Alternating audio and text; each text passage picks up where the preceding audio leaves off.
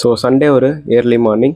என்னடா சண்டே அது மாதிரி ஏர்லி மார்னிங் சொல்கிறானே எதிர்பார்க்காதீங்க. நைட்டில் எனக்கு தூக்கம் வரல. ஸோ வண்டியில் பெட்ரோலும் இல்லை.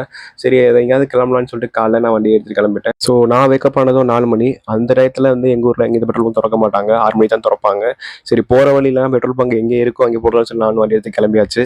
போகிற வழி எல்லாமே ஒரு 4-5 பெட்ரோல் பங்கில் கேட்டாச்சு. அவங்க எல்லாமே 6 மணி ஆகும், 7 மணி ஆகும்ப்பா அப்படின்னு சொல்லிட்டாங்க.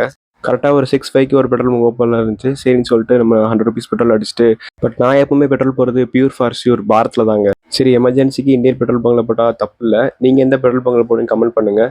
ஏன்னா அவன் எங்கேயோ போகிறேன்னு சொல்லிட்டு கடைசியில் பார்த்தா கோவிலை காட்டுறேன் என்னென்னு எல்லாம் கேட்காதீங்க. எஸ் நம்ம வந்து ரொம்ப நாளாக வீடியோ போடவே இல்லை. சரி இதுலேருந்து வீடியோ ஸ்டார்ட் பண்ணலான்னு தான் ஆரம்பித்தேன். அதுக்கு ஒரு பாசிட்டிவ் வைப் தேவைப்படுச்சு. அதனால தான் அந்த ஒரு பாசிட்டிவ் இடத்துக்கு வந்தேன். சரி இங்கேருந்து அந்த பாசிட்டிவ் வைப் ஆரம்பின்னு சொல்லி நம்ம கோயிலேருந்து ஆரம்பித்தோம் அந்த சன்ரைஸோட. ஏர்லி மார்னிங் எந்திரிச்சிட்டு கோயிலில் சன்ரைஸ் பார்க்குறதே ஒரு பாசிட்டிவ் வைப்னு சொல்லலாம். தம்பியை பார்த்துட்டு அண்ணனை பார்க்கலாம் கோச்சுப்பாரு. சரின்னு சொல்லிட்டு நம்ம பிள்ளையார்பட்டி ஹீரோவான நம்ம கணபதியை பார்க்க வந்து கிளம்பியாச்சு.